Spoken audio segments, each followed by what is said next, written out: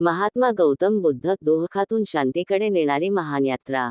या जगात प्रत्येक माणूस कुठल्या ना कुठल्या दुःखाने त्रस्त आहे. कोणी पैशासाठी, कोणी नात्यांसाठी, तर कोणी स्वतःच्या मनासाठी लढत आहे. पण हजारो वर्षांपूर्वी एक असा माणूस होऊन गेला, ज्याने सांगितले, दुःख बाहेर नाही, ते आपल्या मनात आहे. तो माणूस म्हणजे महात्मा गौतम बुद्ध. राजकुमार सिद्धार्थ सुखात वाढलेला पण अस्वस्थ मनाचा.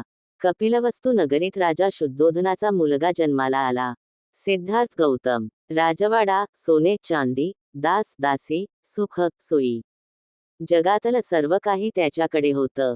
पण तरीही त्याचं मन शांत नव्हतं. राजाने सिद्धार्थला दुःखापासून दूर ठेवण्याचा प्रयत्न केला. त्याला कधीही आजार, वृद्धत्व, मृत्यू पाहू दिला नाही. पण सत्य किती दिवस लपवता येणार? 4 दृश्ये, जीवन बदलणारा क्षण. एक दिवस सिद्धार्थ राजवाड्याबाहेर गेला आणि त्याने पाहिलं. एक वृद्ध माणूस शरीर थरथरत होतं. 2 एक आजारी माणूस वेदनेत कराहत होता. 3 एक मृतदेह, आयुष्य संपलेलं. 4 एक संन्यासी, शांत, स्थिर, समाधानात. सिद्धार्थ हादरला. तो स्वतःशी म्हणाला, हे सगळं प्रत्येक माणसाच्या आयुष्यात येणारच असेल. तर मग सुखाचा अर्थ काय? त्याच क्षणी त्याने ठरवलं, मी या दुःखाचं उत्तर शोधणार. महान त्याग. राजवाड्याचा निरोप.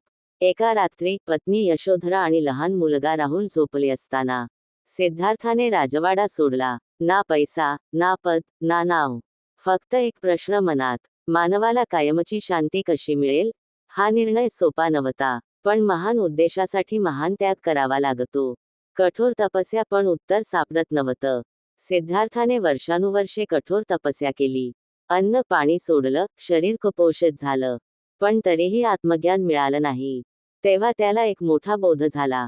अतिशय सुखही चुकीचं आणि अतिशय दुःखही चुकीचं. यालाच पुढे त्याने नाव दिलं, मध्यम मार्ग. बोधिवृक्षाखाली ज्ञानप्राप्ती. बोधगया येथे एका पिपळाच्या झाडाखाली बसून सिद्धार्थाने ध्यान सुरू केलं. तो म्हणाला, जोपर्यंत मला सत्य सापडत नाही, तोपर्यंत मी येथून उठणार नाही. अनेक मोह, भीती, विचार आले. पण तो डगमगला नाही. आणि शेवटी त्या रात्री त्याला बोध, ज्ञान प्राप्त झालं. तो सिद्धार्थ राहिला नाही. तो झाला गौतम बुद्ध. बुद्धांचे अमूल्य विचार. तूच तुझा शत्रू आहेस, आणि तूच तुझा मित्र आहेस. राग धरून ठेवणे म्हणजे स्वतः विष पिऊन दुसरा मरेल अशी अपेक्षा ठेवणे. शांत मन हेच खरे सुख आहे. भूतकाळ गेला, भविष्य आलेलं नाही, वर्तमानात जगा.